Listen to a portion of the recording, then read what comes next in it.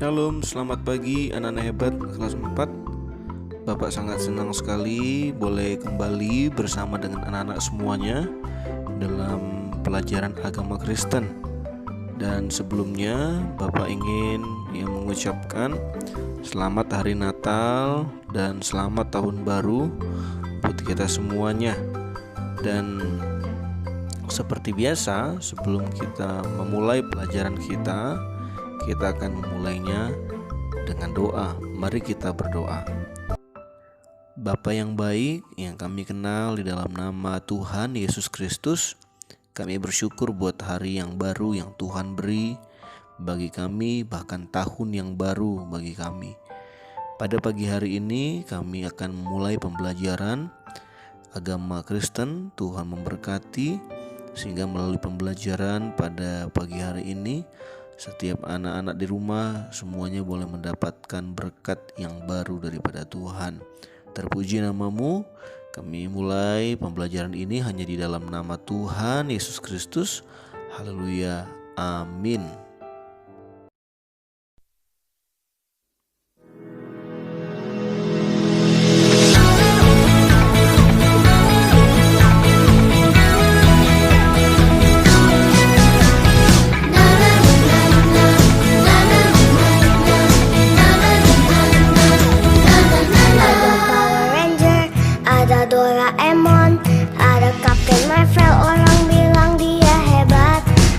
Spider-Man, ada Om Superman, ada kakak Batman. Orang bilang dia hebat, tapi buat kita ada yang lebih hebat.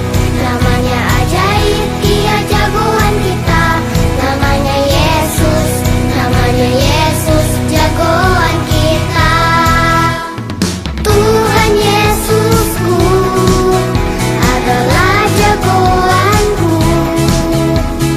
Tuhan Yesusku adalah idolaku. Tuhan Yesusku adalah harapanku, jagoanku, idolaku untuk selamanya.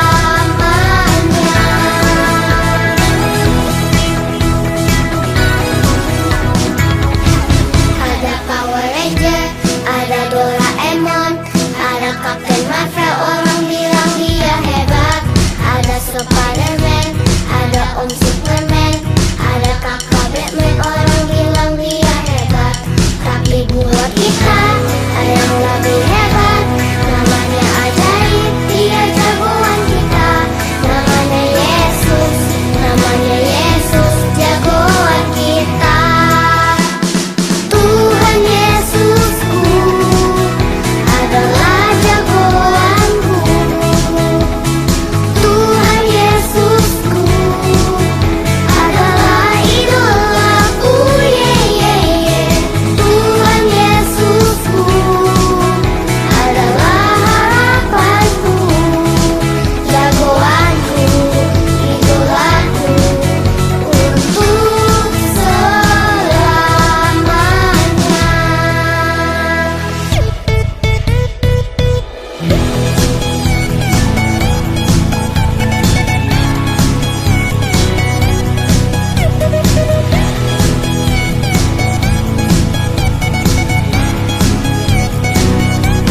Ada Power Ranger, ada Doraemon, ada Captain Marvel. Orang bilang dia hebat. Ada Spider-Man, ada Om Superman, ada kakak Batman. Orang bilang dia hebat, tapi buat kita ada yang lebih hebat. Namanya ajaib, dia jagoan kita. Namanya Yesus, jagoan kita. Yesus, jagoan kita. Yesus, jagoan kita.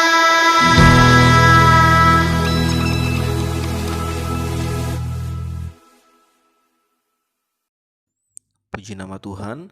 Kita akan melanjutkan pembelajaran kita pada pagi hari ini.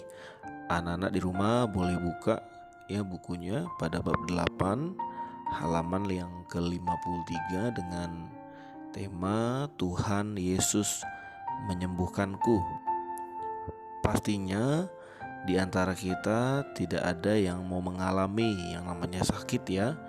Karena kalau sakit kita harus beristirahat, kita tidak dapat lagi bermain dan belajar bersama dengan teman. Nah, kesehatan tubuh kita harus dijaga. Dan ketika sakit, dokterlah yang akan memberikan kita obat. Tetapi tahukah anak-anak, yang menyembuhkan adalah Tuhan Yesus. Dia yang memberkati makanan, minuman, dan obat yang dikonsumsi, sehingga tubuh yang sakit dapat sembuh kembali. Tuhan Yesus berkuasa menyembuhkan segala penyakit. Tidak ada penyakit yang tidak dapat Tuhan Yesus sembuhkan, karena Tuhan Yesus berkuasa. Firman Tuhan berkata dalam kitab 1 Petrus pasal 2 ayat 24 dikatakan, Ia sendiri telah memikul dosa kita di dalam tubuhnya di kayu salib, supaya kita yang telah mati terhadap dosa hidup untuk kebenaran. Oleh bilur-bilurnya kamu telah sembuh. Nah, ini merupakan sebuah jaminan kepada setiap kita bahwa kematian Yesus di atas kayu salib bukan hanya menebus setiap dosa kita, tetapi juga menyembuhkan setiap sakit penyakit kita. Di dalam Alkitab ada banyak bagaimana Yesus menyembuhkan banyak orang sakit. Nah, di dalam materi kita pada pagi hari ini, Tuhan Yesus itu dikatakan Dia juga menyembuhkan seorang yang sakit kusta. Dan untuk lebih jelasnya, mari kita sama-sama saksikan tayangan video berikut ini, bagaimana Tuhan menyembuhkan orang yang sakit kusta. Selamat menyaksikan, Tuhan Yesus memberkati. Berbahagialah orang yang miskin di hadapan Allah, karena merekalah yang empunya kerajaan surga. Berbahagialah orang yang berduka cita, karena mereka akan dihibur. Berbahagialah orang yang lemah lembut, karena mereka akan memiliki bumi. Berbahagialah orang yang lapar dan haus akan kebenaran, karena mereka akan dipuaskan. Berbahagialah orang yang murah hatinya, karena mereka akan beroleh kemurahan. Berbahagialah orang yang suci hatinya, karena mereka akan melihat Allah. Berbahagialah orang yang membawa damai, karena mereka akan disebut anak-anak Allah. Tak seorang pun dapat mengabdi kepada dua tuan, karena jika demikian, ia akan membenci yang seorang dan mengasihi yang lain, atau ia akan setia kepada yang seorang dan tidak mengindahkan yang lain. Kamu tidak dapat mengabdi kepada Allah dan kepada Mammon. Karena itu, aku berkata kepadamu, janganlah khawatir akan hidupmu, akan apa yang hendak kamu makan atau minum, dan janganlah khawatir pula akan tubuhmu, akan apa yang hendak kamu pakai. Bukankah hidup itu lebih penting daripada makanan, dan tubuh itu lebih penting daripada pakaian? Pandanglah burung-burung di langit, yang tidak menabur, dan tidak menuai, dan tidak mengumpulkan bekal dalam lumbung, namun diberi makan oleh Bapamu yang di surga. Bukankah kamu jauh melebihi burung-burung itu? Siapakah di antara kamu yang karena kekhawatirannya dapat menambahkan sehasta saja pada jalan hidupnya? Dan mengapa kamu khawatir akan pakaian? Perhatikanlah bunga bakung di ladang, yang tumbuh tanpa bekerja dan tanpa memintal.